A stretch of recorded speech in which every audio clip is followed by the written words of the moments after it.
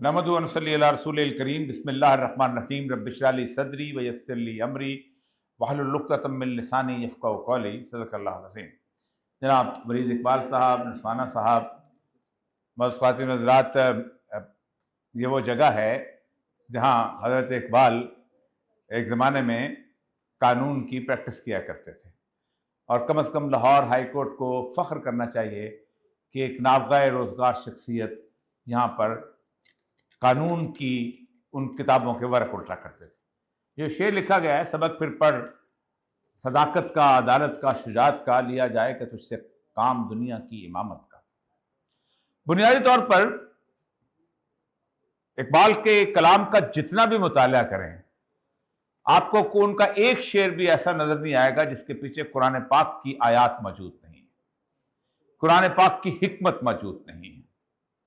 सबसे पहली बात कि लिया जाएगा तुझसे काम दुनिया की इमामत का। कुरान कहता है लयस्तखलिफन्नहुम फिल अर्दि कमस्तखलफल्लज़ीन मिन क़ब्लिकुम, हम तुम्हें इस दुनिया में सरफराज बनाएंगे, हम तुम्हें इस दुनिया में बड़ा बनाएंगे, हम तुम्हें इस दुनिया की इमामत सौंपेंगे जैसे हमने पिछले वालों को सौंपी थी। लेकिन उसके लिए शराइत जो हैं वो तीनों की तीनों इकबाल ने यहां बयान कर दी। मैं उसके पीछे आपको, इन तीनों के पीछे आपको कुरान पाक की आयत और उसके हवाले सबसे अहम तरीन चीज जो है वो है सदाकत, सच।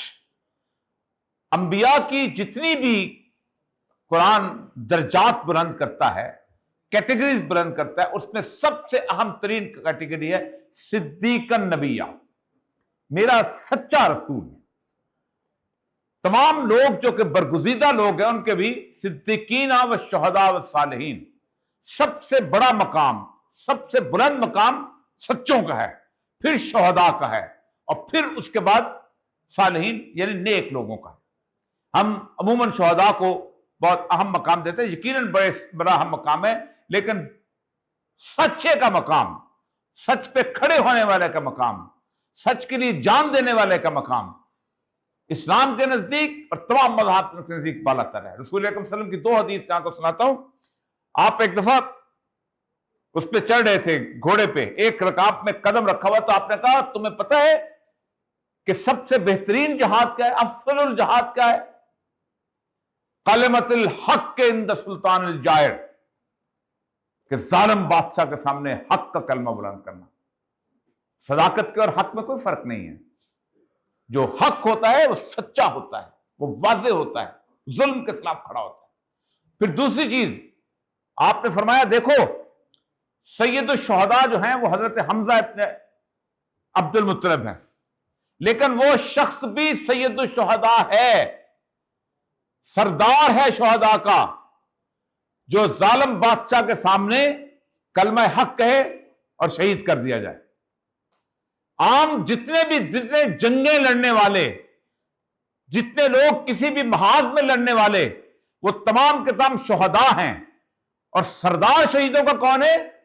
कि जो जालिम बादशाह के सामने कलमा हक कहे और वहां मारा जाए।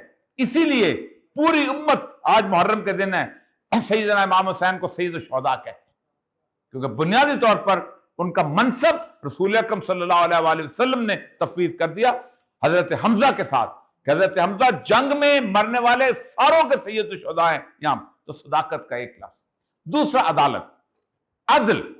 इस सवान के अंदर कुरान कहता है कि हमने रसूलों को भेजा और सिर्फ एक काम के लिए भेजा, कोई दूसरा काम कुरान ने बताया। अरसलना रसुलना बिल बय्यिनात, हमने रसूलों को भेजा निशानियां देके, वमाहुमुल किताब, और किताब देके, वल मीजान, और साथ हमने ये तराजू भेजा। ये हाईकोर्ट पर लगा तराजू नहीं जो आपके ऊपर लगा हुआ, ये तो कभी यूं हो जाता था, कभी हवा बहुत तेज है, आंधी बहुत आजकल, और आंधी इतनी ज्यादा है कि इसका जवाब नहीं है। आंधियां गम की चूत चली का गाना मशहूर जो है, बाग उजड़ के रह गया। तो ये तराजू नहीं, असल अदल मीजान।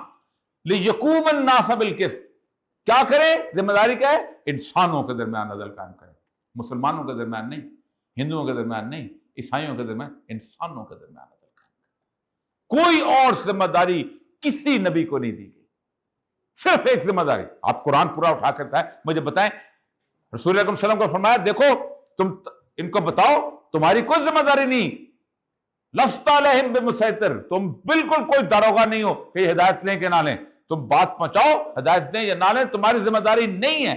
ذمہ داری کس کی ہے؟ صرف ایک ذمہ داری ایک ہے، اور وہ ذمہ داری ہے لیکوم الناس بالقسط۔ اور آخری جو ہے شجاعت، یہ بہت امپورٹنٹ چیز ہے، یہ اتنی امپورٹنٹ چیز ہے، یہ اتنی اہم چیز ہے کہ رسول اکرم صلی اللہ علیہ وآلہ وسلم کی جو تلوار تھی، اس تلوار کے اوپر لکھا ہوتا تھا الجبن آرن، بزدلی آر ہے، شرمندگی ہے۔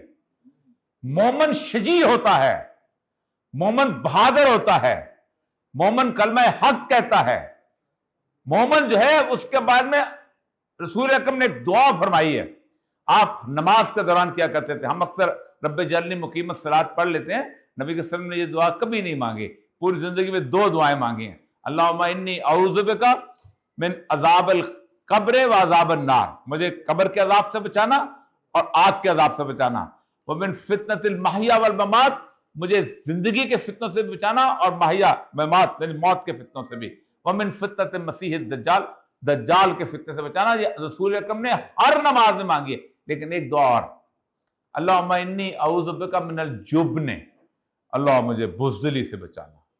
اب میں تو آج کل کہتا ہوں دعا مانگیں اللہ مجھے بزدلوں سے بھی بچانا، کیونکہ ہمارے ارد گرد بزدل اتنے اکٹھے ہو چکے ہوئے ہیں کہ ہمیں شجیع کو ڈھونڈنا پڑتا ہے۔ اور کیا نا بارش نمک کے بنے ہوئے لوگ، یعنی آپ سوچیں کہ جو اقبال ہو تیرے بیاباں کی ہوا تجھ کو گوارا، اس تچ سے بہتر ہے نہ دلی نہ بخارا، جس سمت چلے تو صفت سہل رواں چل، وادی یہ ہماری ہے یہ صحرا بھی ہمارا، اور دنیا کو ہے پھر مارکہ روح بدن پیش، تہذیب نے پھر اپنے درندوں کو ابارا، اور کمال بات اللہ کو پا مردی مومن پہ بھروسہ، ابلیس کو یورپ کی مشینوں کا سہارا۔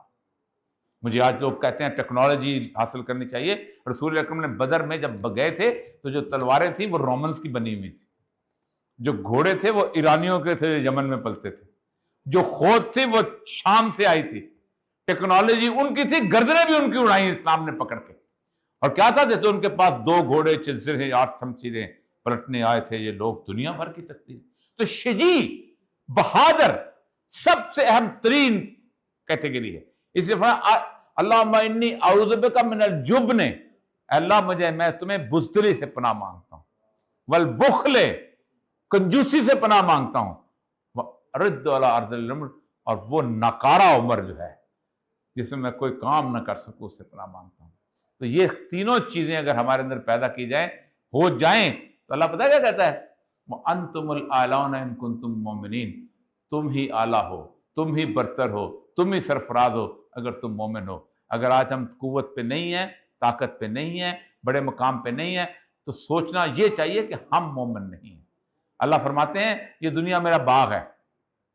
آپ جب کسی باغ کو سجانے کے لیے کوئی مالی رکھتے ہیں، کبھی اس سے پوچھیں تم پنجابی ہو، سندھی ہو، بلوچ ہو، ہندو ہو، عیسائی ہو، سکھ ہو، کیا ہو؟ آپ کہتے ہیں مالی کا کام آتا ہے۔ جب تک مالی کا کام ہمیں آتا تھا یہ باغ ہمارا تھا، اب مالی کا کام کسی اور کو آتا ہے، یہ باغ ان کا ہو چکا ہے۔ وآخر دعوانا الحمدللہ۔